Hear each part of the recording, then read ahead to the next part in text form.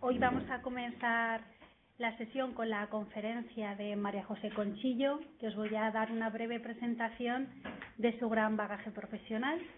Tenemos aquí a una doctora en Psicología y Sexología, directora del Instituto SPIL de Psicología y Sexología de Valencia, experta en sexualidad humana y educación sexual, directora del Servicio de Atención Psicológica a Menores víctimas de abusos sexuales de la Consellería de Bienestar Social de la Comunidad Valenciana, vicepresidenta de la Asociación Mundial para la Salud Sexual, un referente en el tema de los derechos sexuales.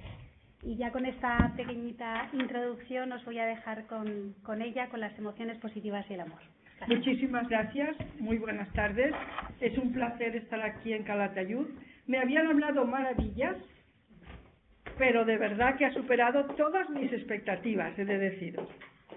El tiempo que he estado aquí lo he disfrutado muchísimo, con muy buenas anfitrionas, empezando por Julia, Andrés y Mari Carmen y todo el equipo de la UNED, y de verdad que es un lujo estar aquí con todos vosotros. Y bueno, vamos a compartir un rato con este tema que a mí me apasiona, porque el tema del amor es una cosa por el misterio que tiene, porque si yo ahora os preguntara, ¿cuántos de vosotros habéis estado enamorados alguna vez? Que lo he preguntado muchas veces. Estoy casi segura que levantaríais la mano todos. Y los que nos están escuchando, también, porque ¿quién no ha estado enamorado alguna vez? El amor es una emoción muy intensa. Entonces, quiero explorarla con vosotros. Quiero un poco ver qué cosas hemos ido aprendiendo, porque claro, la neurociencia nos ha dado algunas pistas. Y también vamos a ver cómo los poetas adelantaron algunas cosas que luego la neurociencia ha constatado. Entonces vamos a explorar esos conocimientos, el conocer un poco más de esa emoción que a todos nos fascina y que desde luego es una de las más intensas del ser humano.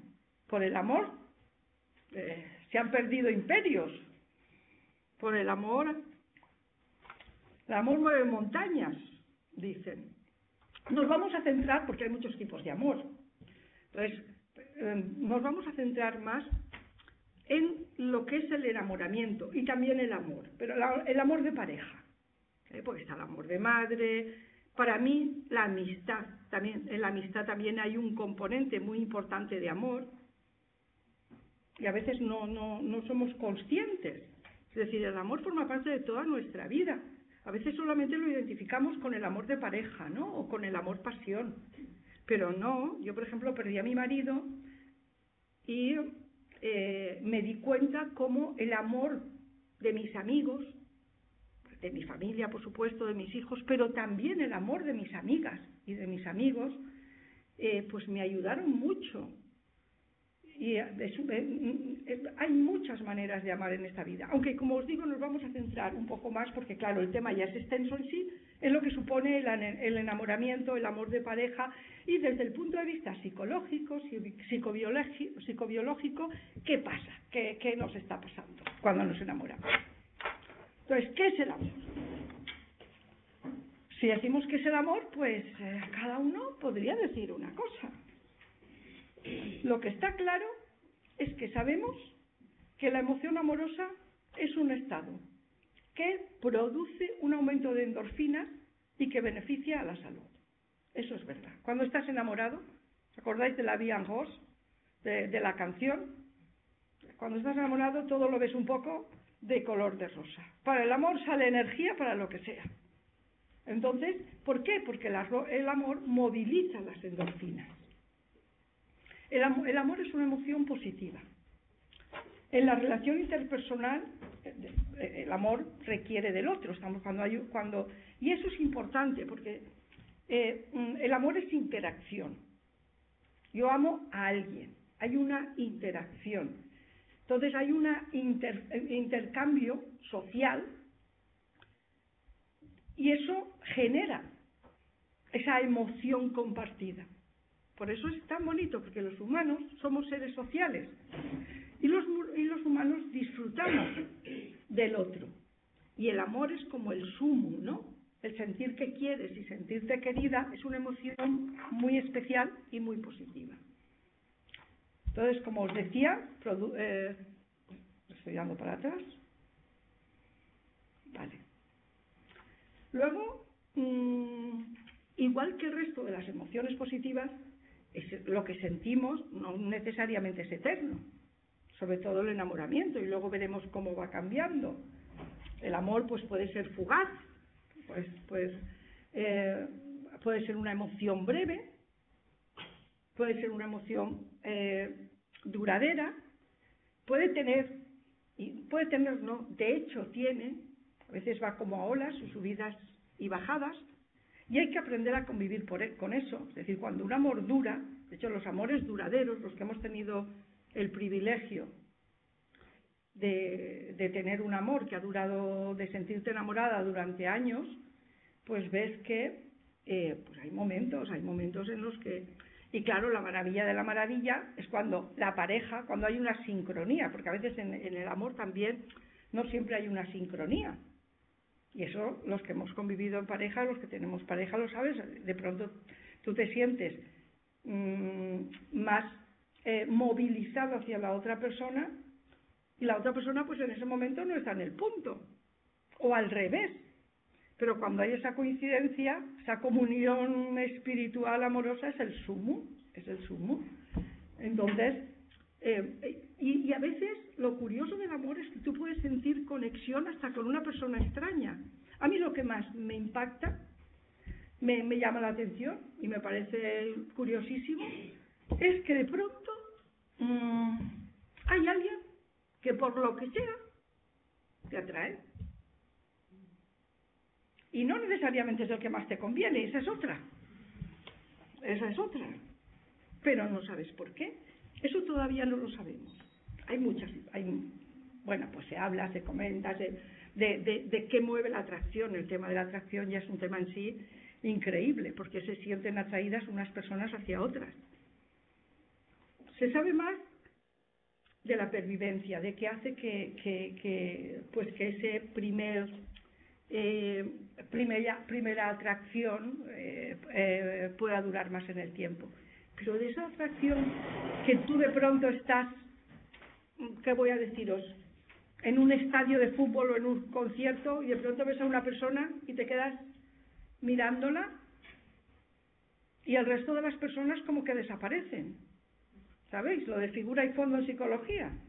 Eso no os ha pasado nunca, que de pronto miras y la percepción es selectiva y ves a alguien más. No sabemos qué pasa, pero esa persona pues es una candidata. Luego te puede gustar o no te puede gustar, vemos cómo se van dando pasos, pero es muy curioso cómo se produce esa atracción hacia la otra persona. Esto pasa lo mismo con parejas heterosexuales como con parejas homosexuales o con la gran variabilidad que tenemos hoy en día. Hoy en día tenemos una gran variabilidad. El otro día estuve invitada en un programa de Onda Cero, en el programa de Cantizano, por las mañanas, y estuvimos hablando de poliamor.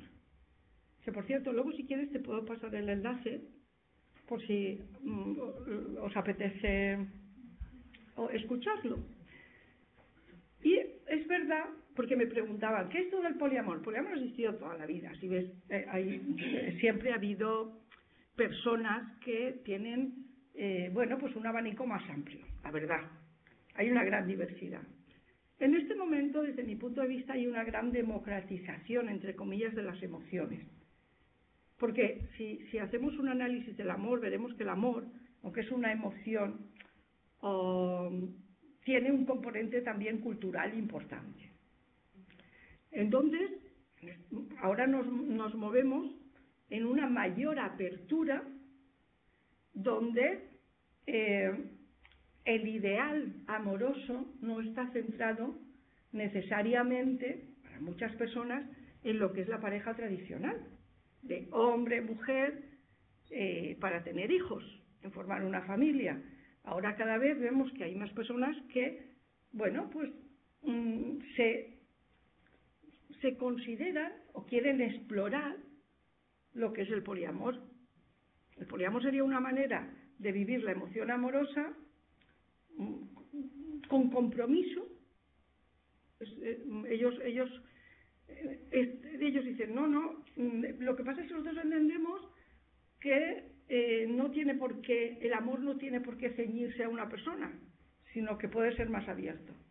Eso es controvertido, ¿no? Y ahora luego lo veremos. Es controvertido porque para algunas personas sí, pero francamente, si hay algo que caracteriza al amor, es la singularidad. Es decir, el que cuando una persona está enamorada se centra más en alguien en especial. Es difícil que todos estén al mismo nivel. Pero bueno. Y luego también están los anarquistas emocionales. No sé si habéis oído hablar de eso. Pero los anarquistas emocionales dicen, porque los poliamorosos les quedan pequeños, poliamorosos dicen, no. Nosotros ni poliamor ni nada. Nosotros lo que nos venga. Hombre, mujer, persona y a lo mejor uno. Pues nos interesa desde el punto de vista sexual, otro porque emocionalmente a lo mejor solo tenemos relación platónica, otro. Si nosotros vamos a trabajar como clínicos o también asesorando, tenemos que conocer todo esto, porque tenemos que entender que cuando trabajamos con alguien tenemos que trabajar de acuerdo a su propio modelo, no al nuestro. ¿Me explico o no me explico? Claro, yo puedo ser monógama, pero si la otra persona no. Lo que es importante es que sean honestos y que haya una coherencia interna. Pero debemos entender que los tiempos cambian y que nosotros acompañamos a las personas en sus modelos sexuales y relacionales. Ese es nuestro trabajo como psicólogos, no el ascribirlos a lo que es nuestro estilo. Bien, no sé qué he hecho. Vale.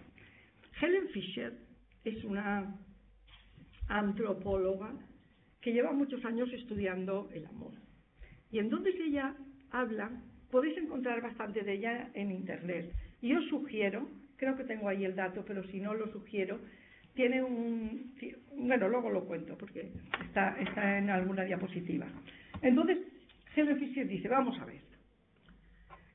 El amor tiene 3 componentes esenciales.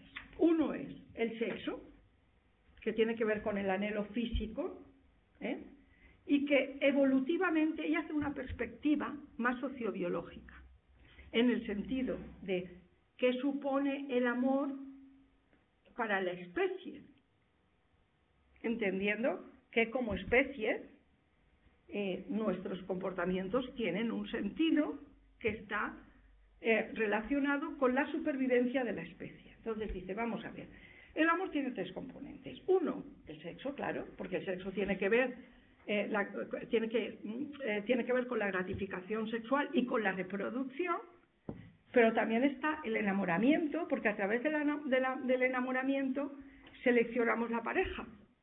El intercambio genético es importante. De hecho, se han hecho algunos estudios, fijaos, aunque de esto no hay mucho, pero alguna cosa que se ha hecho sí que apuntan ahí. Y al parecer, en las parejas heterosexuales, cuando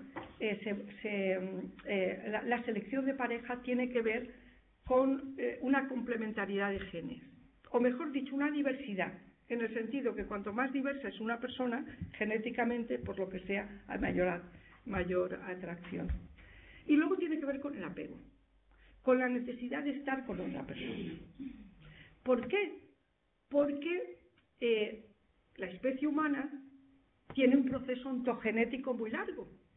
Desde que un niño nace hasta que un niño, una niña, pueden ser independientes, necesitan muchos cuidados. Tiene que pasar mucho tiempo.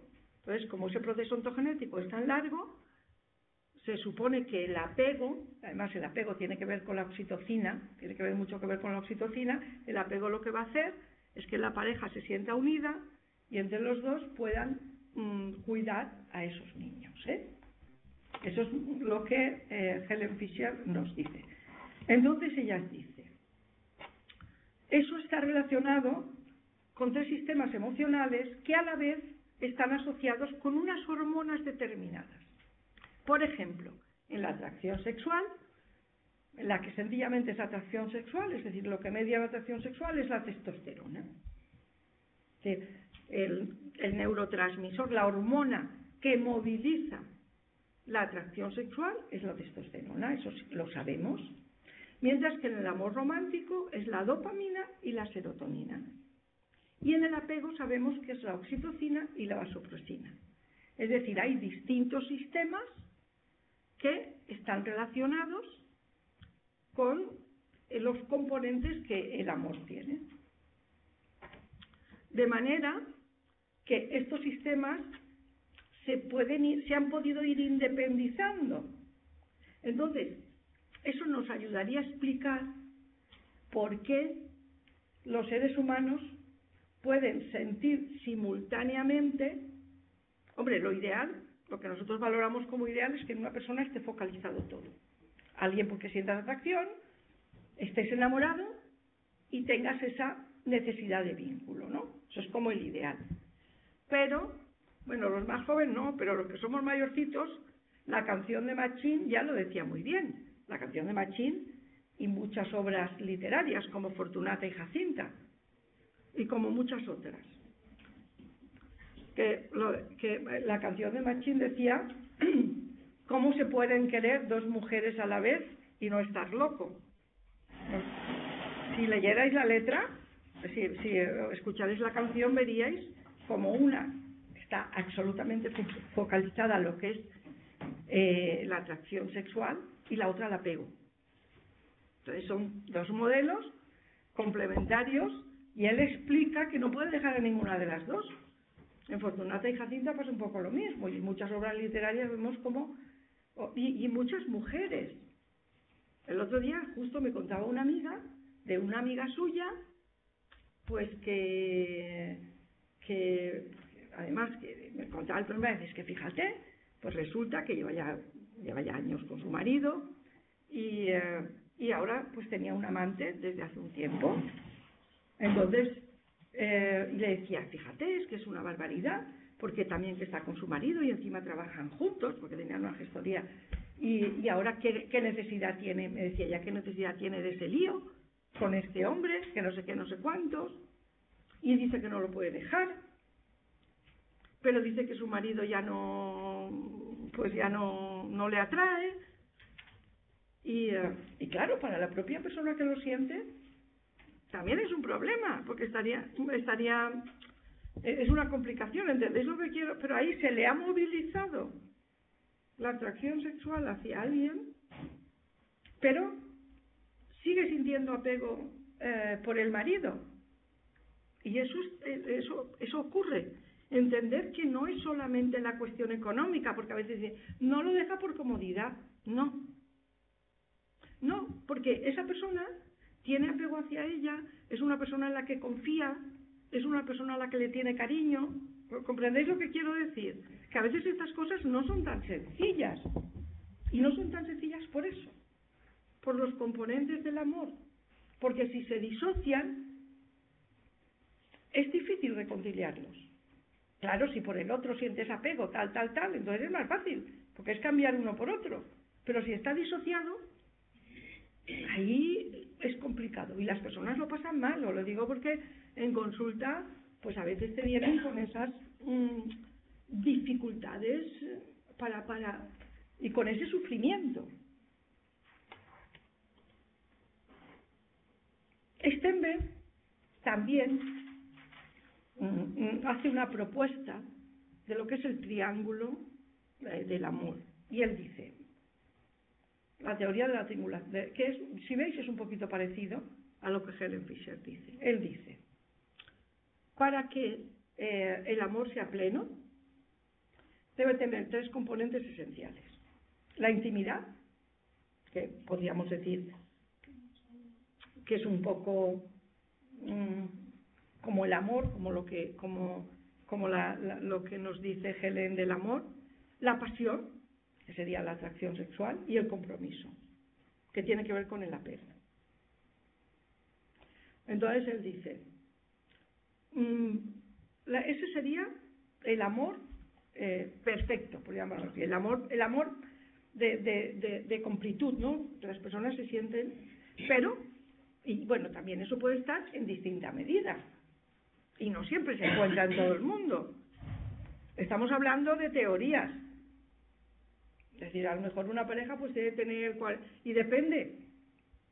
También, si tú miras una pareja, de la evolución de pareja a lo largo de los años. Con una pareja, en un principio puede haber más pasión, luego puede haber más intimidad, luego puede haber más compromiso o menos según los porcentajes. Si fuera una tarta, veríamos cómo los porcentajes van cambiando, y cómo para las personas es diferente. ¿Qué pasa aquí? Que si nosotros, que dos parejas, en la medida que compartan esa visión, pues entonces va a ser más fácil la convivencia, se van a entender mejor. Porque si para una pareja la pasión es importante y para la otra también, pues van a poder compartir. Si para otra el compromiso es muy importante, pero para el otro el compromiso no lo es tanto, pues las carencias se van a hacer más evidentes, tanto para uno como para otro. Una cosa que no os he dicho, en cualquier momento me podéis interrumpir, quiero que hagamos una charla en la que levantáis la mano y si tenéis algo que aportar, lo mismo, Luego también tenemos tiempo para las preguntas en la mesa redonda, pero en cualquier momento podéis hacer cualquier aportación que queráis, cualquier acotación a lo que digo, o algo que pueda, que se os ocurra, ¿no? Que penséis que es interesante. Bien, lo que os decía antes. ¿Qué hace que cuando entremos en un lugar nos fijemos en una persona y no en otra? ¿Por qué algunas personas ponen en marcha nuestros circuitos y encienden toda esa química amorosa? Eso no lo sabemos, pero ocurre. Y encima cuando eso ocurre nos ponemos más tontos que tontos. ¿No os ha pasado nunca? Cuanto más te gusta a alguien, más torpe. ¿Por qué? Pues porque ahora luego lo veremos. Es que claro, ese cóctel de hormonas nos deja un poco turulato, pero es así. Entonces es muy curioso cómo hace que nos fijemos en algunas personas y en otras no. Entonces, ¿cómo nos sentimos bajo el influjo del cerebro enamorado? ¿Cómo nos sentimos? Cuando estamos enamoradas, ¿qué?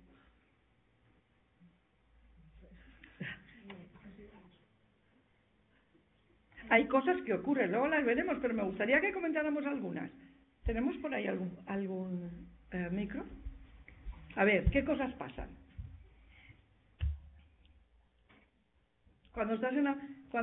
Estamos hablando de ese periodo que a lo mejor ni siquiera has hablado con esa persona, o has empezado a hablar, ¿no? Pero cuando alguien pensar cuando erais más jovencitos, ¿qué pasaba?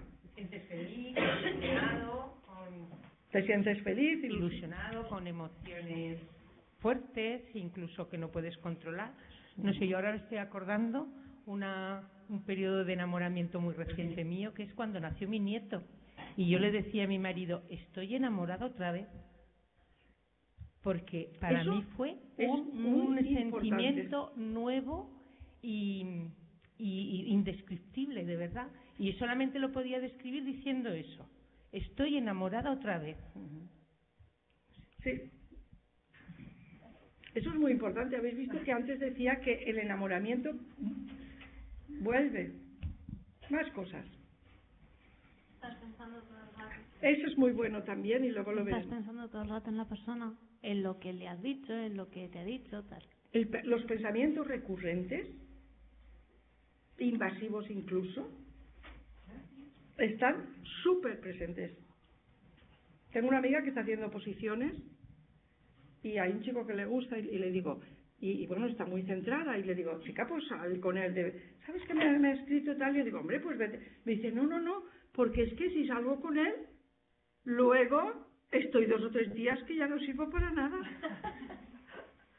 Y tengo que centrarme en los estudios. Porque yo digo, chicas, sal un rato y te tomas un café, por lo menos. No, porque se me mete en la cabeza y ya no hay lugar para otra cosa. ¿Es así? Entonces, pasan cosas en nuestro cerebro. Vamos a ver ahora una película donde nos va a explicar qué es lo que está. No sé si podemos... no, se ve bien, no hace falta apagar ninguna luz. Voy a ponerla para que veamos qué pasa cuando empezamos.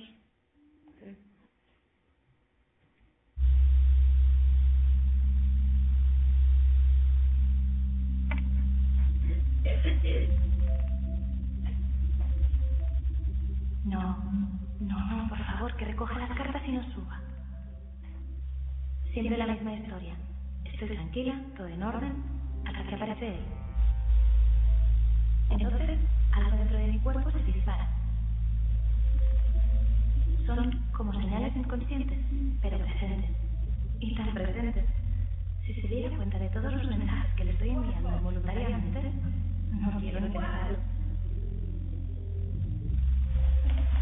Las palabras solo transmiten el 7% del mensaje, el tono de voz un 20-30% y el lenguaje corporal un 60-80%. Conclusión, casi el 93% del mensaje es comunicación no verbal. ¿Y se va? Tercero. Sí, su presencia me estresa. La adrenalina recorriendo mi cuerpo, el corazón acelerándose cada vez más y... No, lo que faltaba. Empiezo a sudar. El estrés. Mi cerebro ha activado el sistema nervioso autónomo. Por eso me comporto de este modo tan incontrolado.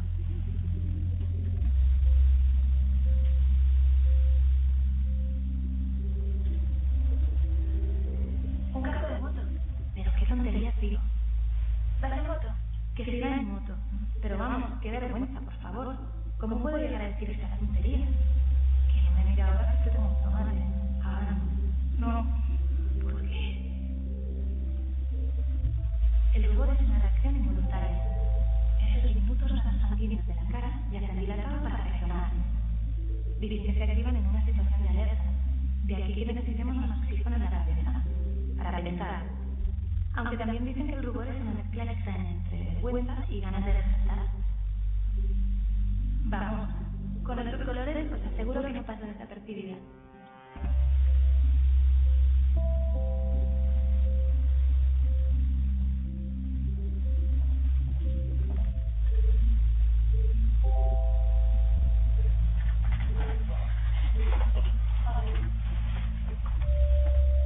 ¿Vas a cargar la cosa?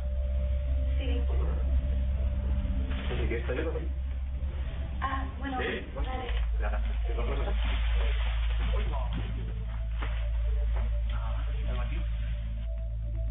Pero qué torpe me pongo con su presencia, ¿será posible? ¿Y por qué me tiembla la voz ahora? Y su mirada, qué tierna.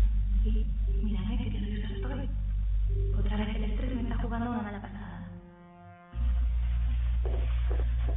Nerviosismo, temblor en las manos, confusión, torpeza, son síntomas de estrés ante una situación comprometida. Y sigo siendo incapaz de mirarle. Nuestro sistema visual es el que está más conectado con nuestras emociones. Cuando queremos camuflar una emoción, nuestra mirada se descoordina y los músculos oculares se perturban. Como dicen por el mundo, una mirada vale más que 1000 palabras. Hola. Otra vez por aquí. No voy a resistir. Esta vez no subo con él, que me ruborizo y no hay forma de entablar una conversación decente. Sosiego, no me abandones ahora.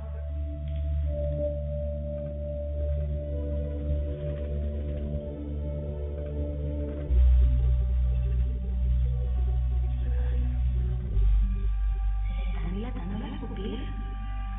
Y no es por la luz, esta vez no. Dentro del sensor la luz no cambia. ¿Eso es porque me está prestando atención? Si me está prestando atención, ¿está interesada por mí? No hay nada más, ¿verdad? Pero qué sonrisa más bonita tiene.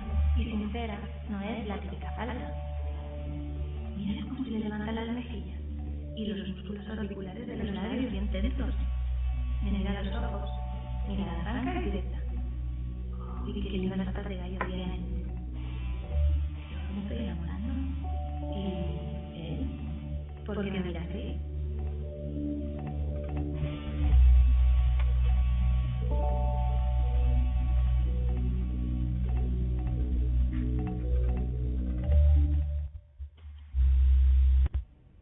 Bien. ¿Qué os ha parecido? ¿Os habéis sentido identificado en algunas cosas? Sí, ¿verdad? Vemos cómo en nuestro cerebro hay un cóctel que hace que nos comportemos de una manera determinada. Muchas veces, cuanto más nos atrae alguien, pues más difícil nos cuesta entablar una relación, una interacción.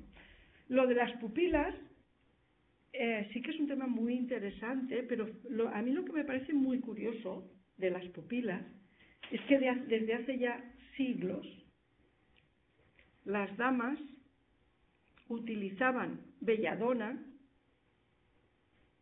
para ponerse en los ojos y dilatar las pupilas, porque sabían que las pupilas dilatadas provocaban atracción. Fijaos qué cosas tan curiosas. Pero estamos hablando del siglo XVIII, donde estuvo muy de moda el utilizar una decocción de belladona y eso sí que se ha comprobado, se han hecho estudios muy interesantes donde se han puesto las mismas fotos con las pupilas dilatadas y con las pupilas sin dilatar.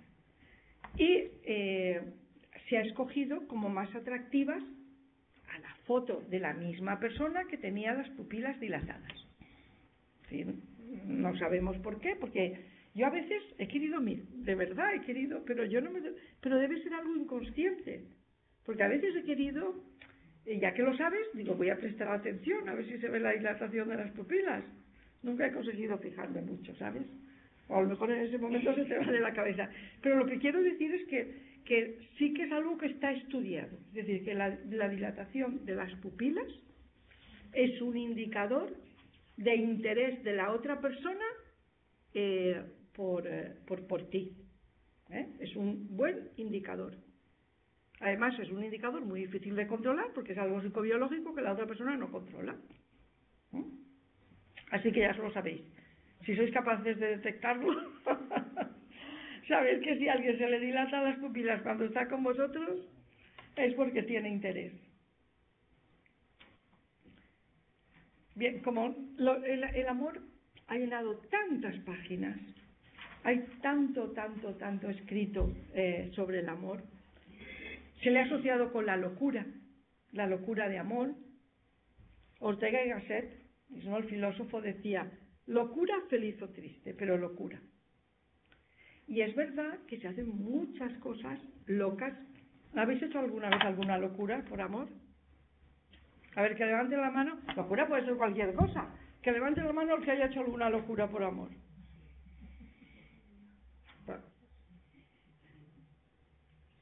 Que locura es hacer algo que normalmente no harías.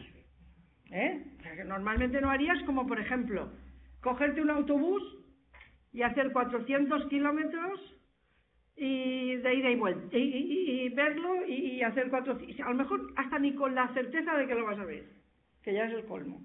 Cosas de ese tipo, que no entran dentro de la lógica, y que sin embargo cuando estás enamorado, pues, vale, es como que no. Calderón de la Barca también decía: cuando el amor no es locura, no es amor. Con eso hay que tener cuidado, porque claro, las locuras de amor también son muy peligrosas. Luego hablaremos de eso, si nos da tiempo. Pero ahí hay un punto de mucho cuidado y muy negativo. Si hablamos de violencia de género, si hablamos porque al fin y al cabo el amor debe ser algo positivo y que nos sume, no que nos reste. Entonces, las emociones están bien, pero luego hay que elaborarlas cognitivamente de manera adecuada. Es decir, está la amígdala, está todo, pero también está el córtex. Y hay que ser sensato y saber lo que te conviene o lo que no te conviene. Cierta prudencia es importante, porque el amor debe vivirse para disfrutar. Sin embargo, sí que es verdad que tenemos una tendencia, que luego veremos, un poco catastrofista en nuestra cultura. A ver, no sé si vamos, sí, a ver si lo hablamos de esto. Síntomas del amor romántico. ¿Qué tenemos? Una cosa es el significado especial. De pronto, cualquier cosa que dice o que pertenece a él, si tiene el coche de tal, lo más bonito del mundo. Si le gusta tal cantante, uy, pues a mí también. Todo lo que está relacionado con esa persona adquiere un significado especial. Estamos hablando del enamoramiento, de cuando empieza el enamoramiento y es amor. Luego grandes cambios de humor. Es como... es la Margarita, me quiere, no me quiere, me quiere, no me quiere, me quiere, me vuelvo loca, no me quiere y me hundo en la miseria. Muy poco tiempo, me llama, pues el más no me llama, me sumo en la más profunda tristeza. ¿Verdad que sí? O cabreo, lo que sea. Pero hay una hiperemocionalidad, hay una responsividad exagerada ante cualquier estímulo proveniente de esa persona. Luego el amor genera mucha energía. Pone mucho, ¿sabes? Da mucha energía y mucha motivación. Cualquier cosa te puede... Bueno, se toman grandes decisiones, es decir, la gente se mueve. Hay una... no sé si decirlo. Es que es un refrán un poquito... Pero bueno, chica, ¿qué pasa? Los sexólogos somos más desinhibidos, ¿sabéis? Para estas cosas. Hay un refrán, no sé si lo habéis oído, que dice, tiran más 2 tetas que 2 carretas. ¿Lo habéis oído? Sí. Y aunque sea en masculino, lo mismo en femenino. Es decir, te tira más, te moviliza más cualquier cosa que tenga que ver con la persona amada. No sé, a lo mejor un curso que no ibas a hacer, si te enteras que él lo hace, pues allá vas. Todo es diferente. Luego, por la serotonina, porque habéis visto que aparece la serotonina, también hay un pensamiento obsesivo, que es lo que tú contabas antes, de tenerlo siempre en la mente. Porque la serotonina tiene que ver con el componente obsesivo. Y entonces se vuelve absolutamente obsesivo, detallado hasta el extremo, hasta analizar con detalle. ¿Pero qué me dijo? Yo le dije, tú me dijiste, él me dijo no sé qué, y te vuelves a pasar toda la película las veces que haga falta. ¿Verdad que sí? Es así. Lo hacemos. Luego a veces también da sentimiento de posesión, que tiene que ver con la idea de apego, pero en plan negativo de es mío, que es lo que os decía antes, que con esas cosas hay que tener cuidado. Además hay gente que todavía se cree que si no se es celoso no se está enamorado, y eso sí que no es así. Eso es un constructo social, no es así. No solo eso, sino que eso puede traer mucho daño a la pareja. Aparecen los celos, que los celos es un sentimiento muy negativo, y las personas que son posesivas y celosas nunca tienen bastante. Es como el avaro. El avaro, por más dinero que tenga, nunca tiene bastante. El celoso, por más dedicación que tenga la persona, nunca tiene bastante. Siempre tiene, por eso hay que tener cuidado, identificar esas conductas y mantenerlas al margen, pensar que pueden ser conductas muy, muy negativas y disfuncionales para una pareja.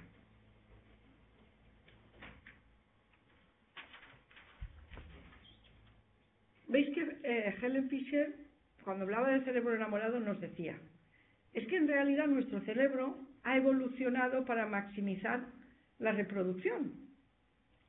La sociobiología es una corriente, no sé si habéis leído algo de sociobiología, hay algunos libros, El pulgar del panda, que hablan también del sentimiento de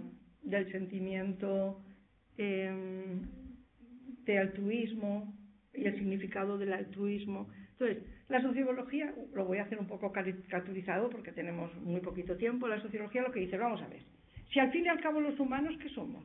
Los humanos somos meros portadores de genes. Si nosotros no importamos nada, nuestra especie lo único que quiere es transmitir los genes. Porque ese es el sentido de la vida. Es decir, a la vida, ¿qué le interesa? Que nos reproduzcamos y transmitamos los genes. Entonces, el cerebro evoluciona para que nosotros tengamos esa tendencia a enamorarnos, a querer muchísimo a nuestros hijos, porque la especie tiene que continuar. Si somos muy individualistas, en 4 días nos acabamos. Bueno, ¿me explico? Entonces, por eso entienden, para hacerlo así un poco de caricatura, la importancia, esas emociones tan potentes del amor que hacen que nos vinculemos y que nos vinculemos con el sentido de reproducirnos. También en las parejas heterosexuales, que veis que las parejas heterosexuales siguen teniendo, muchos de ellos, ese interés por la reproducción, por el cuidado, aunque no puedan tener los hijos físicamente. ¿Me explico? Homosexuales. ¿Qué he dicho? Hetero. Los homosexuales quería decir. Que va más allá, que estamos hablando del cerebro. No estamos hablando de los genitales. Estamos hablando de cómo funciona el cerebro, en ese sentido. Entonces, así un poco de caricatura, es que la selección natural nos ha dado nos ha dotado de un cerebro con sustancias químicas que recompensan el comportamiento de apareamiento, el comportamiento reproductivo y de cuidado. De cuidado de los niños. Entonces, como que eso es la visión del sentido del amor, ¿no? Como un mecanismo de la selección natural para que la reproducción de la especie esté asegurada. Vemos que para eso hay toda una serie, vemos que la psicobiología, hay todo un sistema que tiene que ver con el apego, que tiene que ver con el deseo y que tiene que ver con la atracción y que formaría la base química del amor. El apego, como hemos dicho, tiene que ver con la oxitocina y la vasopresina. Sabéis que la oxitocina es la hormona social. La oxitocina y también se llama la hormona de la felicidad. Pero es bueno que lo sepamos porque es verdad que la oxitocina, cuando nos acariciamos, generamos oxitocina. Y la oxitocina nos hace sentir felices, nos hace sentir bien. Por eso es bueno que las parejas se toquen, se acaricien, que a nuestros hijos los acariciemos. Mira, mi idea, mi hipótesis es, hoy venía de nuevo en prensa que España decían que era el país más healthy, más saludable del mundo, porque cada vez nuestra esperanza de vida es mayor y esperan que superemos a Japón. Hoy estaba en prensa ese tema y hablan que si la dieta, que si esto, que si lo otro. En un estudio de Harvard, que es el estudio más largo que se ha hecho, un estudio longitudinal sobre bienestar y calidad de vida, ¿sabéis? Por encima de otros indicadores de comida, de que si colesterol bajo, de que si esto, de que si lo otro, ¿sabéis qué caracterizaba, cuál era la variable que más correlacionaba con esas personas que vivían más tiempo y eran más felices? El apoyo familiar y social. Que esto es lo que tenemos en España. Aparte de la dieta mediterránea, aparte de todo lo que sea, nosotros generamos oxitocina. Porque nos gusta tomar una cerveza con amigos, porque nos tocamos sin ton ni son. Nos tocamos sin ton ni son, no nos sentimos incómodos ante eso. Entonces, todo ese tipo de cosas hacen que tengamos un mayor nivel de bienestar, que nos sintamos más dentro de un grupo. No sé si me explico. Estados Unidos, fijaos, Estados Unidos está en el número 36 o 37. No es una vergüenza que estén tan bajos, que se creen que son lo más, encima se creen que son lo más. Bueno, en fin, a veces se me va... hablo on the record, pero bueno. Pero es verdad, ¿entendéis lo que quiero decir? El tema del soporte social, de sentirnos bien, de sentirnos apreciados, de vivir en valores. Y de que el amor va más allá de la pareja, de que es importante compartir amor. Y que el amor es algo que te devuelve, ¿sabes?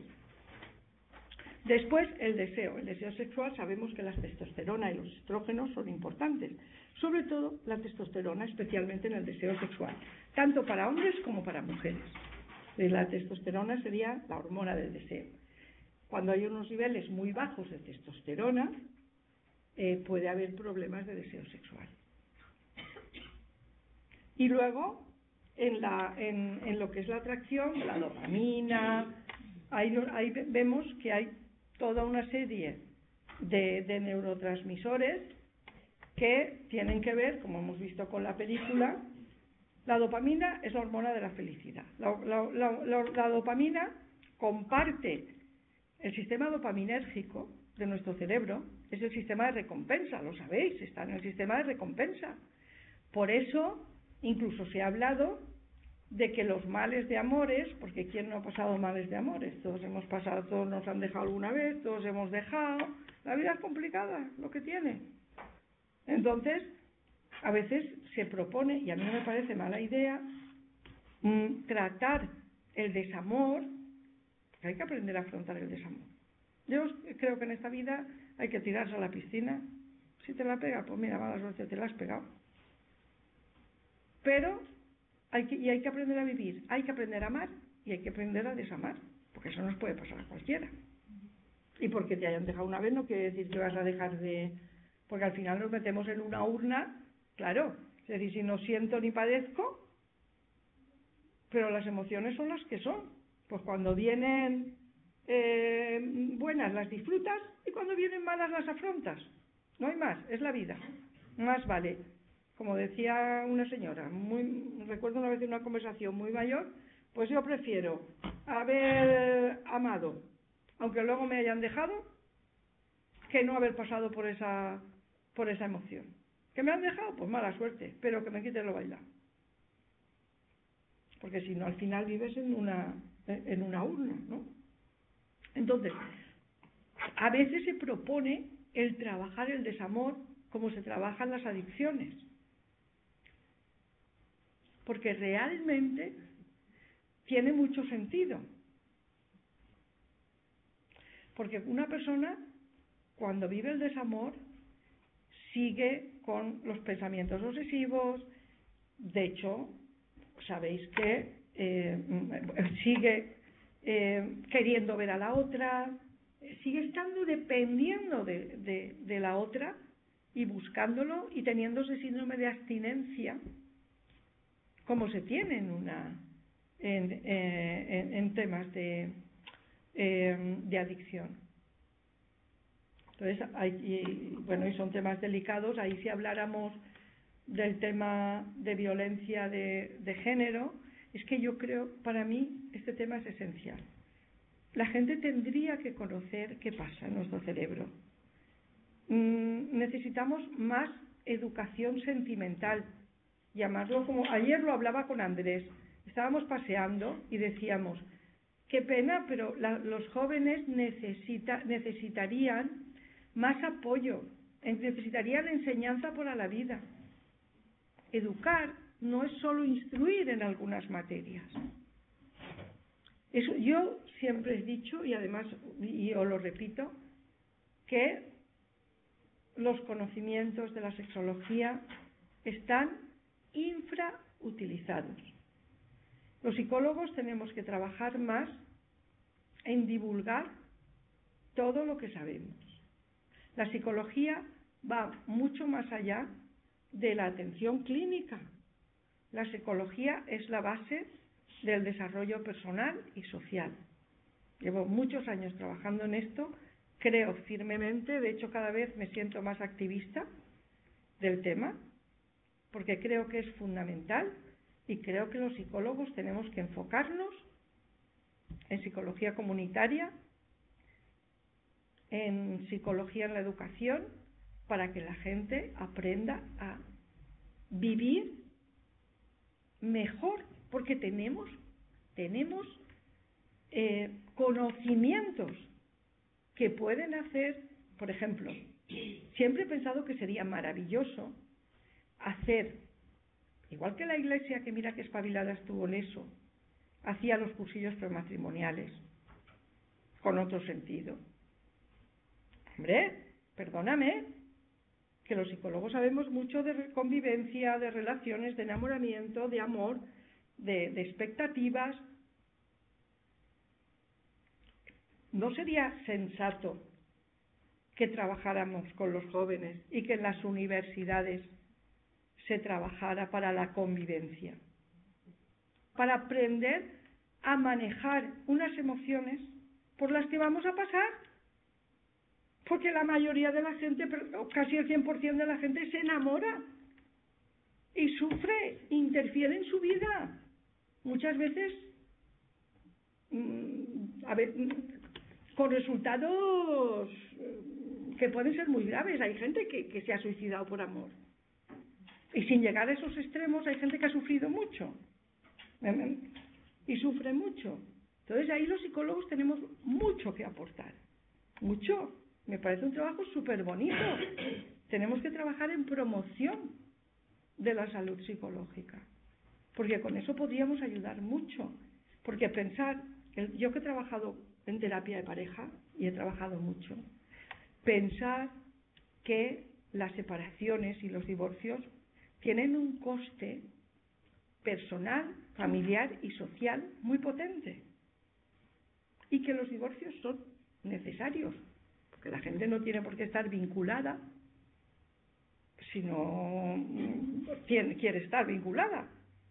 Pero también os digo, yo lo digo por experiencia, que muchas veces, sobre todo en parejas jóvenes, no se llegaría al divorcio si tuvieran estrategias de convivencia más adecuadas y si no tuvieran unas expectativas exageradas sobre lo que pueden esperar de la vida en pareja y del amor.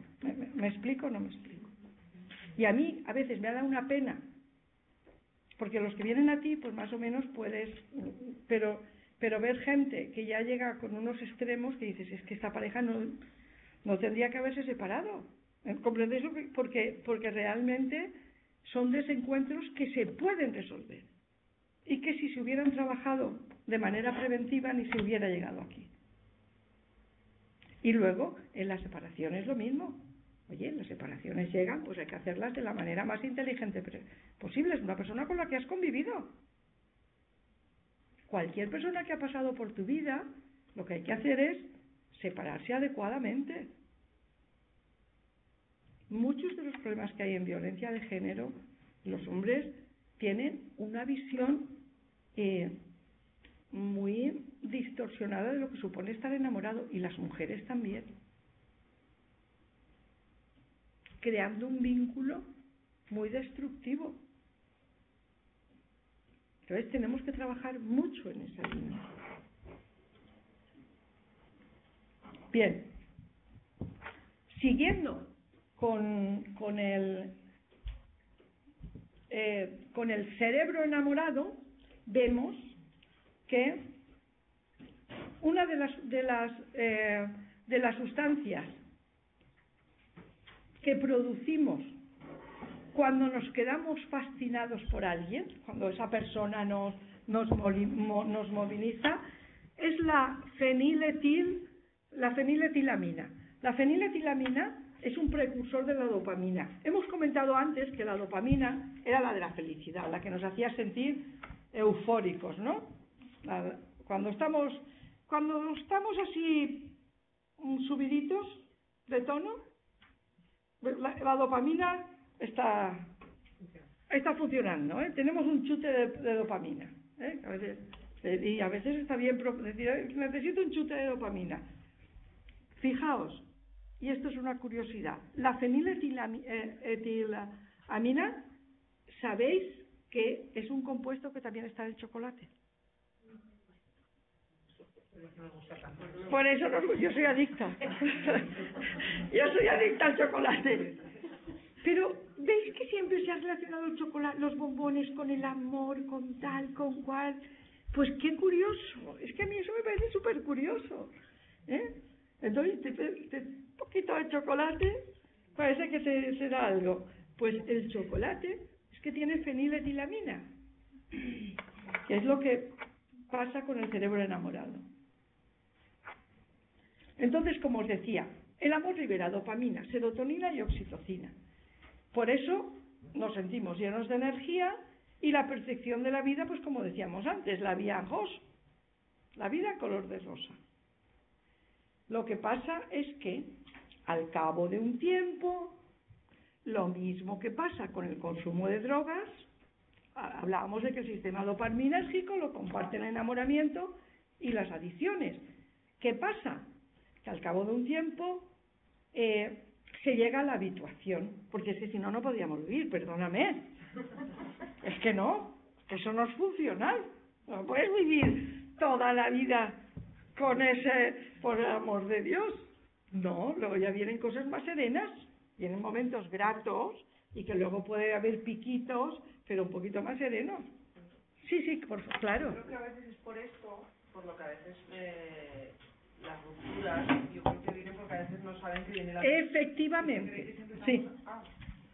Lo repito. Sí, por favor. Que creo que a veces las rupturas creo que vienen por esto, porque se creen que siempre se está en el momento de excitación.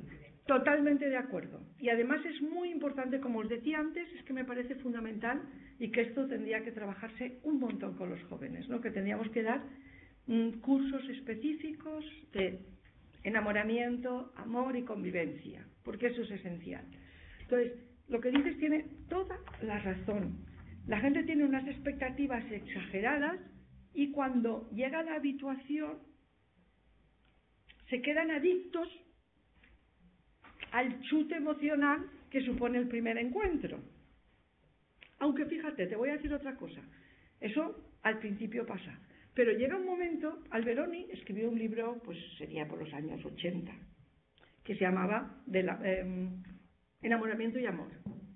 Alberoni escribe ese libro y una cosa que recuerdo del libro, hace mucho que lo leí, y hablaba de esto también, de que es el enamoramiento, el amor, decía, algunas personas que efectivamente cuando llega el periodo donde hay un periodo crítico donde realmente ese pico del enamoramiento tiene que bajar por la habituación y entonces ahí se generaría lo que hemos visto antes, estamos en atracción sexual y enamoramiento y luego vendría la fase de apego.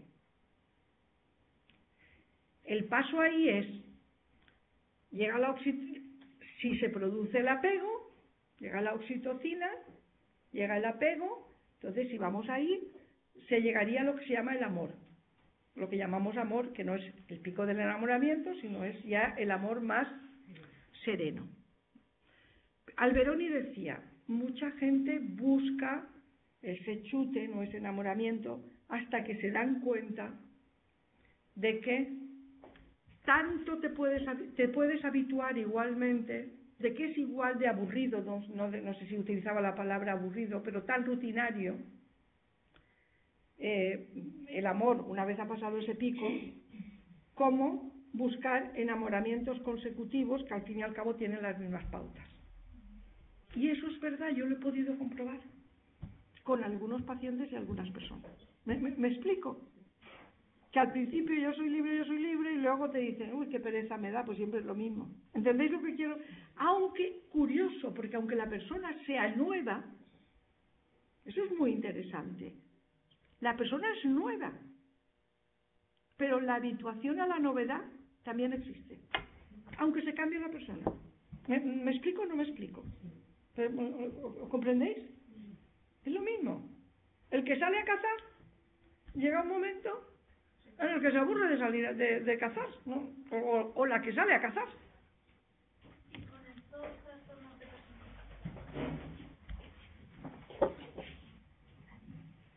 Y con estos trastornos de personalidad que están continuamente buscando otras parejas y van entrelazando parejas.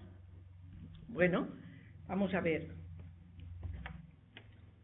En el amor se pueden proyectar muchas cosas. Es decir, si es una persona que tiene un trastorno de personalidad o que tiene... Es que ahí también tenemos un tema del apego. El tema este es muy... Estamos haciendo unos apuntes, pero aquí tenemos para mucho. Porque, por ejemplo, si nos centramos en el tema del apego, por cierto, hay un libro nuevo muy interesante que se llama, que lo ha escrito un amigo, un compañero nuestro de la Universidad del País Vasco, que se llama Javier Gómez Zapiaín. No sé si es Gómez, pero Zapiaín seguro, porque como tiene ese apellido, que se llama, os lo voy a enseñar, se llama Sexualidad y Apego. Es que el tema del apego también es súper importante en este sentido. Son muchas las variables. Yo me he centrado más en la bioquímica del amor.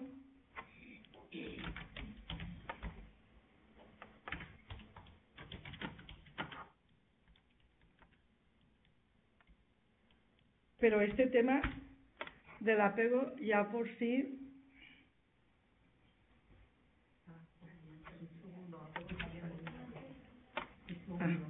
apego y sexualidad. Es que no... Aquí lo tenéis. Creo que lo editó... No, este es otro. Ha escrito otro nuevo que se llama Apego y Terapia, pero este también es muy interesante, Se llama Apego y Terapia Sexual. Muy interesante.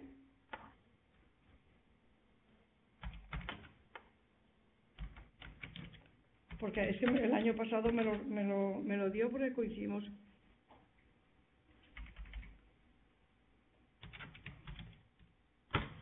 Y es también muy interesante. Apego y terapia sexual. ¿Ves? 2018. Los dos son interesantes. Te decía lo del apego porque el tema del apego es muy, muy importante con la vinculación amorosa. Yo me estaba centrando más en la primera parte de la emocionabilidad del enamoramiento, ¿no? En el misterio que se tiene. Pero después tenemos que pasar al amor, que es lo que estábamos diciendo. Y ese paso del enamoramiento al amor pasa por los modelos internos que yo tenga de apego. Y claro, ahí tenemos tela marinera. Los modelos internos que yo tenga de apego. Porque si yo tengo un modelo interno de apego inseguro, o tengo un modelo de apego ambiguo, ¿sabes? Ambivalente, pues entonces ahí el tema se puede complicar. Entonces hay personas, es decir, las personas que van de flor en flor, por llamarlo así, las motivaciones, sobre la pregunta que tú me hacías, la motivación de la persona que va de flor en flor, que va picoteando, pueden ser muchas. Pueden ser un tema de apego, puede ser un tema de autoestima, de que necesita reforzar su autoestima a través de la conquista y de cuando conquista algo pierde valor. Muchas hay muchas motivaciones detrás de esa situación.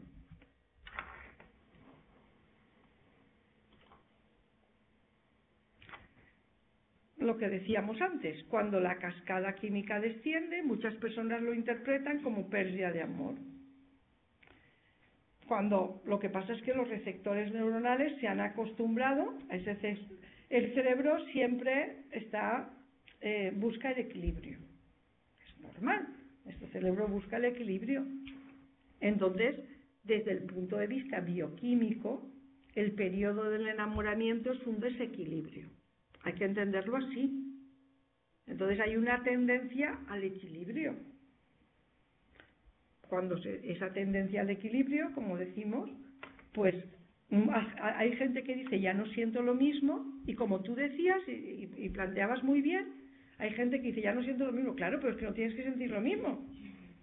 No sientes lo mismo, pero lo que tienes que ver es lo que sientes. No siento lo mismo. Claro que no te va, cada vez que veas a alguien vas a tener mariposas en el estómago, porque eso no se puede vivir, y tu cerebro se va a habituar y no lo va a tener. Lo que tienes que ver es en qué se está transformando esa emoción.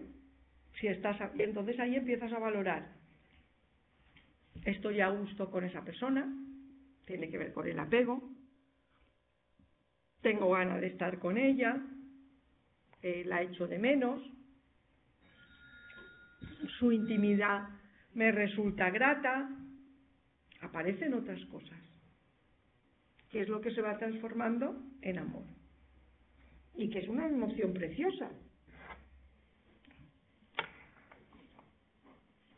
La oxitocina, como os comentaba, ayuda a forjar lazos permanentes entre los amantes, es decir, empiezas a generar por eso es importante que el contacto, porque el contacto genera oxitocina. Se han hecho estudios interesantes. A mí la oxitocina me tiene fascinada.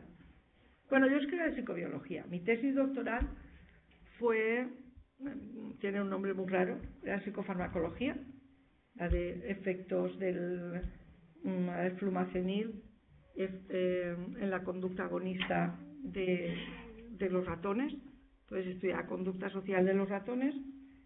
Y entonces he tenido que estudiar mucho neurotransmisores, porque lo que estaba estudiando era agonistas y antagonistas de los receptores benzodiazepínicos.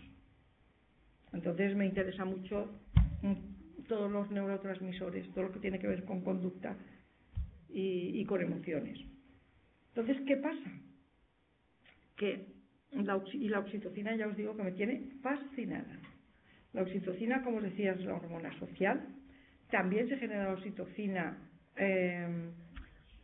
acariciando mascotas. No sé si habéis oído lo recomendable que es para algunas personas mayores el que puedan tener una mascota.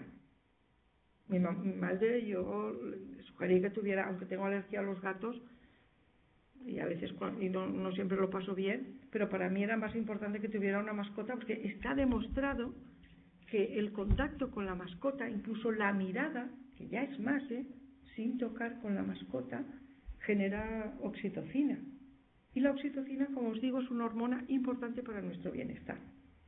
Cuando tienes oxitocina, te sientes mejor. La oxitocina os sonará por el tema del parto también, pero la oxitocina cuando los bebés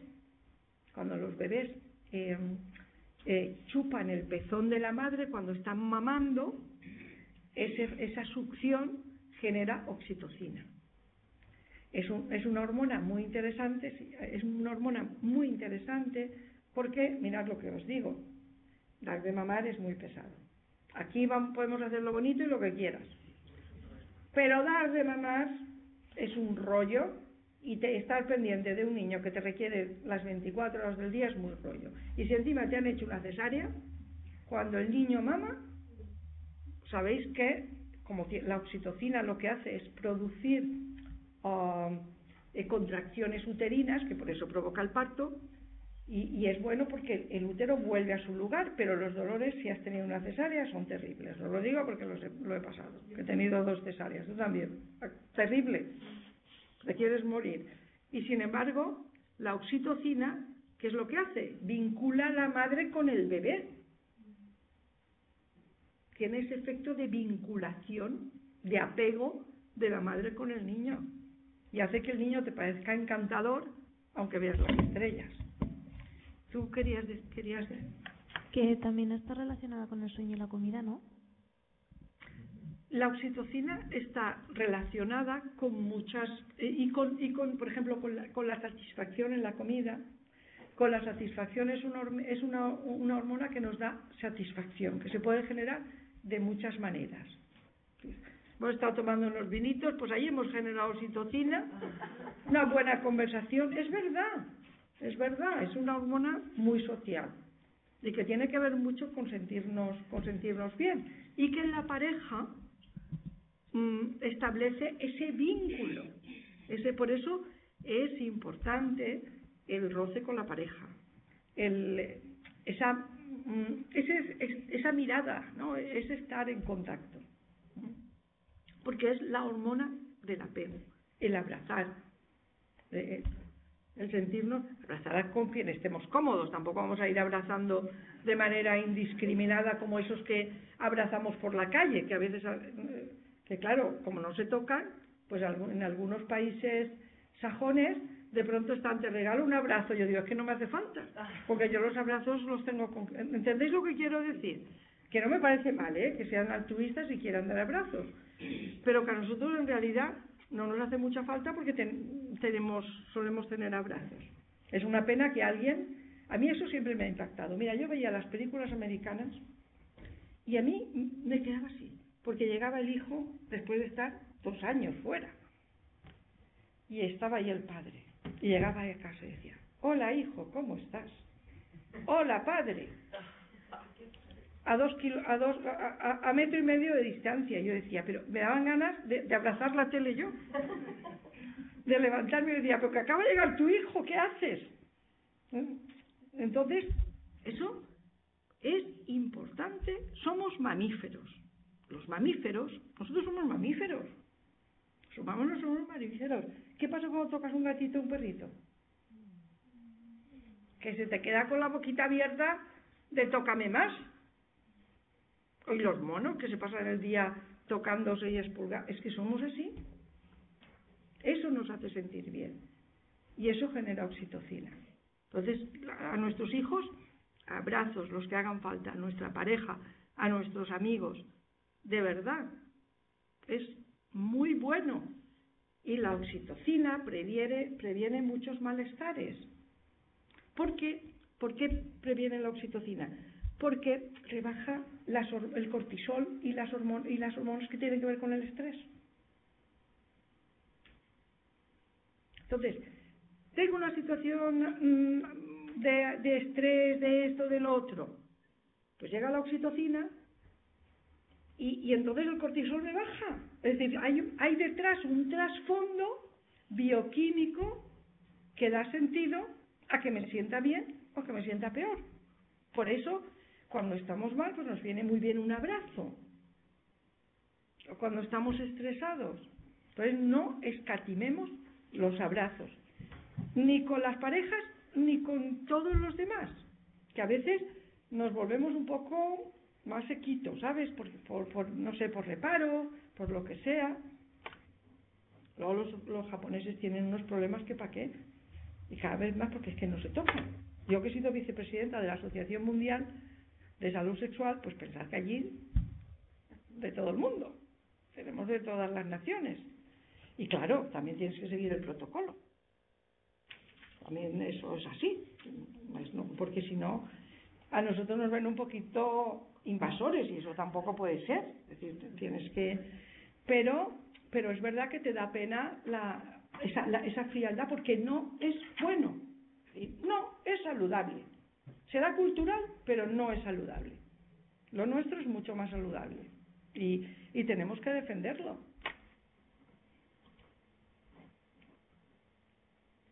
Bueno, lo que os decía, la oxitocina defiende los niveles de cortisol, que el cortisol tiene que ver con el estrés. La serotonina genera optimismo, genera buen humor, sociabilidad, y representa un papel importante en la inhibición de la ira y de la agresión. Los bajos niveles de serotonina están asociados con la depresión y con la opresión. Por eso, cuando nosotros estamos enamorados, la serotonina sube y plan, qué bien, pero claro, con el desamor, mira, ahora justo tenemos la colaboradora nuestra, la coordinadora. Nosotros, no sé si Andrés os habrá dicho que, no sé si os lo ha dicho, pero lo digo yo, que tenemos un programa de salud sexual en la UNED que dirige Andrés, pues codirigimos Andrés y yo, y tenemos alumnos en Latinoamérica, por muchos sitios. Ese programa de salud sexual tiene un experto y 2 másteres, un máster en clínica, que es para psicólogos, y otro de promoción de la salud sexual. Entonces tenemos alumnos en distintos sitios de Latinoamérica. La coordinadora del máster en Latinoamérica, bueno, pues me contaba de una amiga suya, a la que yo porque he estado en Colombia en diciembre, a la que era un caso que estaba llevando ella y que yo he conocido, y esta chica pues la había dejado el novio. Una depresión terrible, una pérdida de peso, bueno, pero a unos límites que no lo podéis imaginar. Y en esos casos incluso es recomendable asistencia farmacológica, de tomar un antidepresivo, porque hay un bajón de serotonina tal que es terrible, que es insufrible. Entonces, bueno, pues hasta que se le pase, pues no, pues más vale ayudarle un poquito, trabajando el tema con ella, ¿no? Tiene que el tema del desamor no es otro que la aceptación, perdonadme, porque el otro, aceptar, te ha dejado, te aguantas, mira. Es que no hay más, no hay más. Y entender y elaborar, es muy importante trabajar, desde mi punto de vista, por lo menos cuando yo lo trabajo, muchas veces son en parejas, que es en divorcios, pues tienes que entender que los sentimientos evolucionan y que no es que esa persona no te quisiera nunca, porque de pronto todo se vuelve como tremendísimo. Es que nunca me ha querido. Es que vamos a ver, no hace falta volver atrás, quédate con lo bueno que has vivido con esa persona. Y eso es un capítulo que ahora hay que cerrar, y hay que cerrar lo mejor posible, y más si tienes hijos, porque el padre de tus hijos siempre va a ser. Entonces más vale que te quedes con el respeto que no que te quedes con el rencor, porque es una persona que va a estar presente en tu vida de alguna manera, y eso se puede trabajar, eso se puede trabajar. Otro trabajo nuestro importante es la mediación en divorcios, que no es fácil, pero yo os digo que he trabajado y que se puede trabajar, y que la persona que es porque cuando una pareja se divorcia, ¿qué queréis que os diga? Porque las cosas no van bien. Lo que pasa es que hay uno que está más adelantado y es el que se quiere ir, pero el otro poco a poco va reconociendo que es verdad y que también no estaban, aunque no lo quiera reconocer en un primer momento. ¿Me explico o no me explico? Entonces, claro, hay personas que son muy sensibles y les da un bajón de serotonina y que empiezan con pensamientos obsesivos y se encuentran fatal. Pues hay que ayudarles, pero es la vida.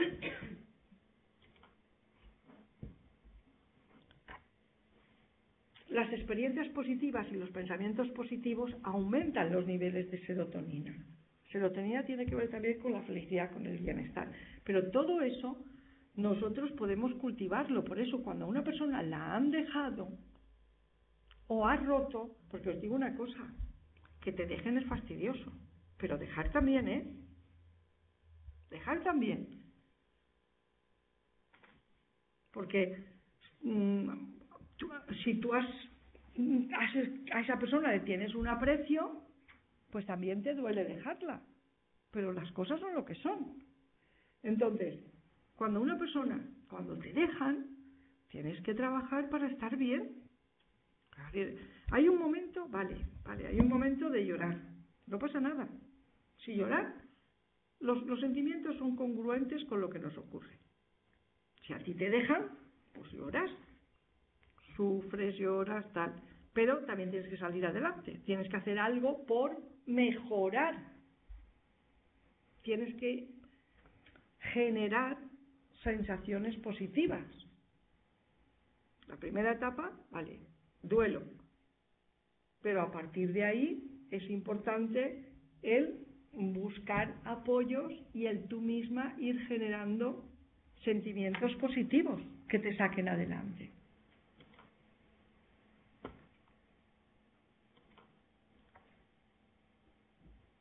Lo que os decía de los fármacos, que a veces la serotonina puede ser recomendable en algunos casos donde puede haber depresiones serias.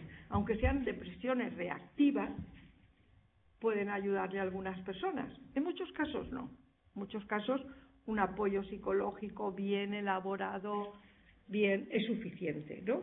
Y unas recomendaciones para que las personas puedan, y además entendiendo que, oye, que si toca sufrir no pasa nada, que en esta vida, pues si te han dejado, estás fastidiado, pues claro que sí, ¿y qué? No hay que tener miedo, ¿comprendéis lo que quiero decir? Los humanos tenemos emociones, igual que hay emociones positivas, hay emociones negativas, y nuestras emociones las afrontamos. En psicología, vuelvo a insistir con esto, lo importante es que las emociones sean congruentes con lo que está ocurriendo. Tiene que haber una congruencia emocional. Si a mí me dejan, no voy a estar como unas castañuelas, raro sería. Si lloro un poquito, no pasa nada. Si estoy triste un poquito, pues mira, pues he hecho el duelo. También lo he disfrutado. No hay que tener miedo a las emociones, no hay que enmascararlas. Ahora, porque a veces, ¿sabes qué pasa? Que si la enmascaras, siguen ahí. ¿Comprendéis lo que quiero decir? Hay muchos libros de autoayuda con unas fantasías animadas de no sufras, no sé qué. ¿Cómo que no sufras? Pues si me están haciendo algo que no me gusta, ¿cómo no voy a sufrir? Ahora, sufro lo justo. Lo justo. No puedes sufrir por estar sufriendo. No sé si me explico. Hay que sufrir lo justito, lo que toca. No echarle leña al fuego. Y luego, a partir de ahí, pues ya sales adelante. Y sales renovada. Porque cuando se sufre, con congruencia, eso te empodera. Yo lo digo por experiencia, que a mí me ha tocado sufrir lo mío, porque mi marido murió cuando yo, además murió de un ictus de un día para otro, y mi marido era el amor de mi vida. Absolutamente. Llevábamos mucho tiempo juntos, pero además estábamos muy enamorados, porque hay gente que no. Es decir, hay viudas de mucho tipo. Hay viudas que, mira, no es por nada, que bien para ellas, que es casi una liberación, porque a mí me lo han dicho. Y sin embargo, para mí era el amor de mi vida. ¿Que sufres? Pues sí, claro. Y que me decían, toma, yo en ese momento, y mis amigos psiquiatras, ¿tendrías que tomarte un antidepresivo? No, le decía, no. Es que estoy sufriendo y es congruente con mi estado de ánimo, porque he tenido una pérdida de alguien muy importante para mi vida. Y sufrir no es tan malo. A ver, no sé si me explico bien, no sé si me entendéis lo que estoy diciendo, es que no hay que tener miedo. Lo único que pasa es que no puedes anclarte al sufrimiento. El sufrimiento, igual que el disfrute, es un proceso natural que tienes que vivirlo. Y lo vives, y a partir de ahí, pues vas saliendo y sales adelante con fuerza y no sé cómo deciros, con los deberes hechos y con armonía. Ya toca sufrir y ahora toca otra cosa. En psicología, recordad que el sufrimiento debe ser congruente. Ahora, si después de 9 años que murió mi marido yo estuviera en el mismo estado que estuve el primer año, no sería congruente. Ahí, perdonadme lo que os diga, pero ahí no sería congruente. No. Se habla de duelo, normalmente se habla de 2 años, de un periodo de 1 año o 2 años en un duelo, puede ser más, depende de cómo sea el duelo y de la significación de ese duelo. Estamos hablando de duelo de pérdida y muerte. En las emociones amorosas siempre se ha dicho, perdonad que os diga, que un clavo quita otro clavo. Entonces hay que ponerse en el mercado, que cuanto antes salga, antes pasará. ¿Es verdad? Es así, los humanos somos así. Entonces no hay que tener miedo. ¿Es así o no, Julia? Sí, tienes toda la Toda la vida. Cada uno tiene sus vivencias. Tú has tenido unas, otros hemos tenido otras, y efectivamente lo has descrito fenomenal. La vida. Bien. Bueno, ya de la dopamina, entonces, cuando se focaliza la atención, la dopamina pues da plenitud, euforia, es cuando nos sentimos súper bien. Y otra de las cuestiones curiosas, fijaos, esto sí que es curioso, es que la dopamina, no sé por qué, cuando se perciben las dificultades o el temor a la pérdida, hay un aumento de la dopamina, que es lo que se llama el efecto Romeo y Julieta. Por eso, no hay que interponerse, los amores, las pasiones se queman. Porque no hay nada peor que las pasiones que no se viven. No sé si me explico. A ver, los padres que se interponen muchas veces en no, es que no le conviene. Yo, ¿sabes qué te digo? Partidaria de que lo vivan, que el amor por sí mismo ¿sabes? Se consume muchas veces. Porque el efecto Romeo y Julieta es muy peligroso.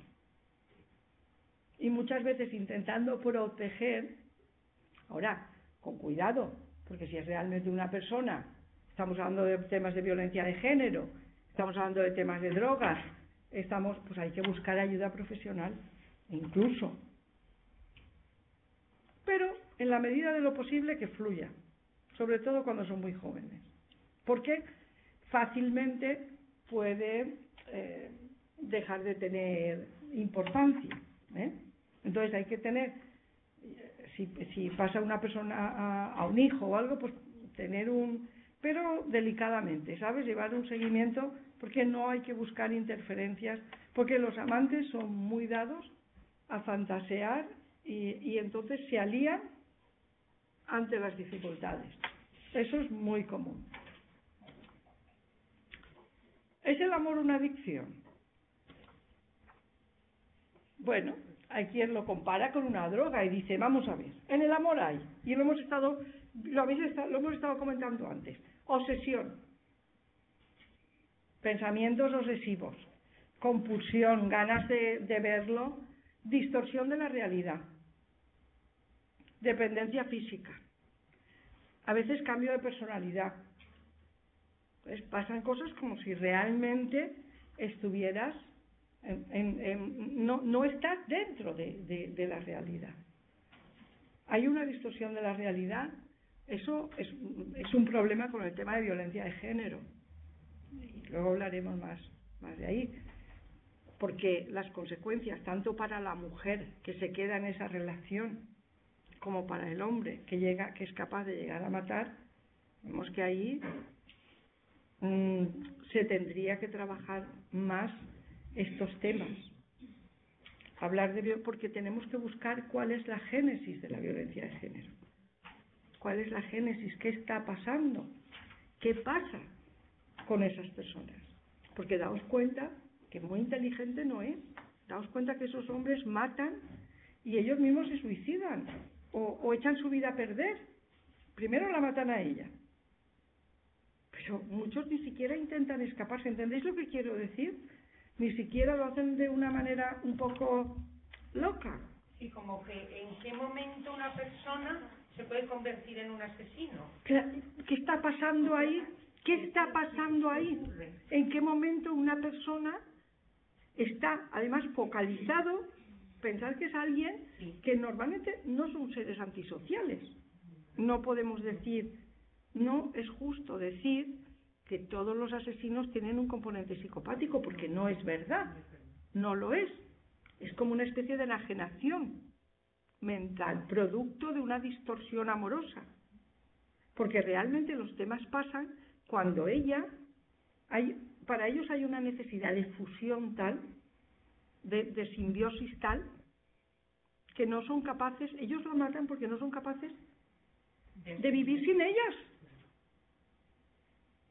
Es muy patológico. Sí, tú querías decir algo. En la violencia filioparental, de hijos maltratando a padres y madres, ¿cómo se daría?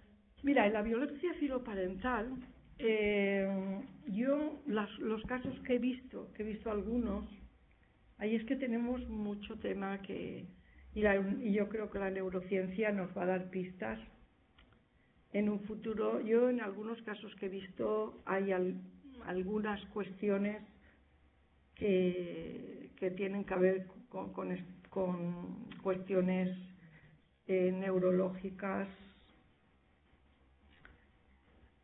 otras conductuales puramente, ¿sabes? Entonces, la violencia filoparental es muy compleja, porque ahí volvemos a lo mismo, la motivación de la acción.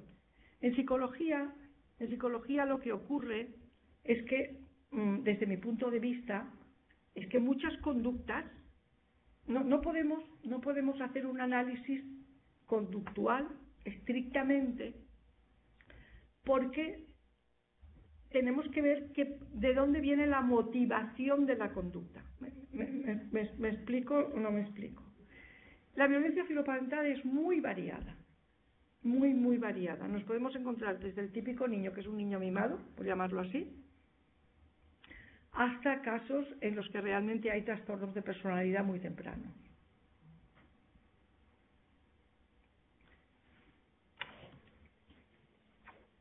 Mira, este tema me llama muchísimo la atención, porque el amor es ciego. ¿Sabéis que siempre se ha dicho que el amor es ciego? Es una cosa recurrente. De hecho, Stendhal, no sé si lo tengo aquí, pero os lo voy a contar. Stendhal, en su libro del amor, Stendhal tiene un libro muy bonito, sobre todo la primera parte, que se llama Del amor. Stendhal era un escritor, y por eso os decía cómo los escritores nos han adelantado cosas sobre el amor.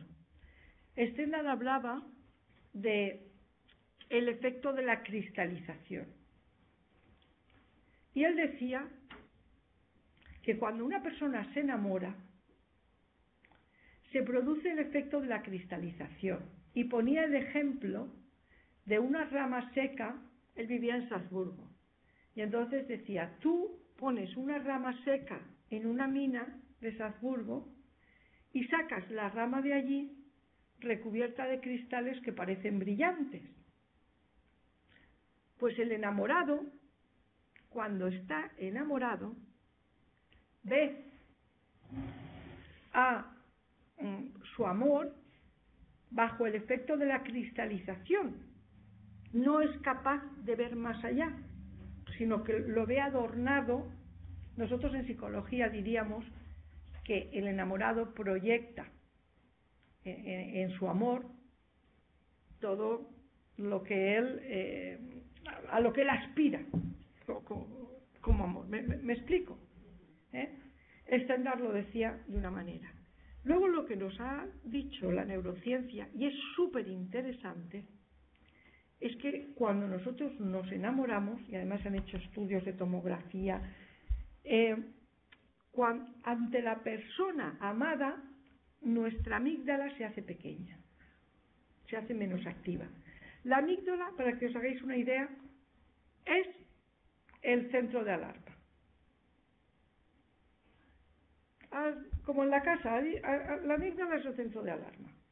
Eso es muy interesante en el tema de las mujeres víctimas de violencia de género. ¿Por qué las mujeres no denuncian? Porque yo, desde mi punto de vista y mi hipótesis, es porque su amígdala está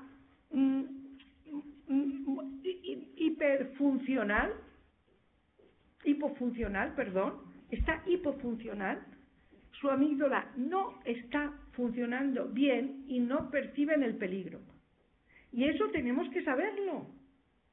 Y eso tenemos que decírselo a las mujeres, tenemos que entender que que neuropsicológicamente no están en condiciones de afrontar esa situación. Porque están viviendo un estado emocional complejísimo en el que están enamorados a esa persona, porque esa persona, además hay otra de las cuestiones que se plantea, y es que sabéis que no hay nada que enganche más que los estímulos intermitentes, no que el refuerzo intermitente, y esas mujeres reciben un refuerzo intermitente, porque lo que nosotros sabemos de su amor es que es la parte negativa, pero es que luego se le arrodilla y le dice: eres el amor de mi vida y sin ti no puedo vivir. ¿Me explico o no me explico? Y entonces eso le da un chute de dopamina, le da un chute de oxitocina, le da un chute de todo, de como tú no hay nadie, eres el amor de mi vida, y además lo dice de verdad. ¿Comprendéis lo que quiero decir? Es que convive esa emocionalidad, no le está mintiendo, eso a ella le llega emocionalmente. Y encima su amígdala está pequeñita para ver el peligro, con lo cual es un cóctel destructivo a más no poder. A más no poder, es un cóctel destructivo. Y no lo percibe. Y de esto se habla poco, no se tiene en cuenta, y es muy importante que sepamos que esto. Por eso os decía lo importante que era, y que la psicología, pues debemos tener más, no sé qué hora es, hora de terminar. ¿Entendéis? Es muy importante que nos demos cuenta de cómo funcionamos, porque si nosotros nos damos cuenta cómo funcionamos, vamos a poder tener recursos y vamos a poder, pero si no, es como si las cosas ocurrieran porque sí, y entonces se nos da una idea de catastrofismo, ¿sabes?, que no es tal. Es decir, tenemos que aprender a ayudar a otras personas. La psicología tiene mucho que ofrecer, por eso lo digo, y es muy importante que los psicólogos ofrezcamos todos nuestros conocimientos a la sociedad. Es decir, tenemos que hacer mucha más proyección social de la psicología. La psicología tiene mucho que aportar al desarrollo personal y al desarrollo social. Y nosotros como psicólogos tenemos que intentar abrir ese campo y pensar que podemos continuar. Nuestro trabajo es muy bonito. Es verdad, yo llevo muchos años trabajando y es muy grato ver cómo puedes ayudar a las personas a que sean más felices, a que vivan mejor, a que se comprendan mejor a ellas mismas, a que afronten su vida de otra manera. Y el amor es una emoción muy potente que está muy presente en nuestra vida, que nos puede hacer sufrir, por supuesto disfrutar, pero también casi todos hemos disfrutado con el amor, pero también hemos sufrido, y también hay gente que sufre mucho. Entonces es fundamental que entendamos los mecanismos del amor, los mecanismos del desamor, para que podamos ayudar a los demás cuando lo están viviendo. Y bueno, lo vamos a dejar aquí porque el tema es largo, es complejo, pero yo creo que hemos dado algunas pinceladitas que espero que os sean útiles. Muchas gracias.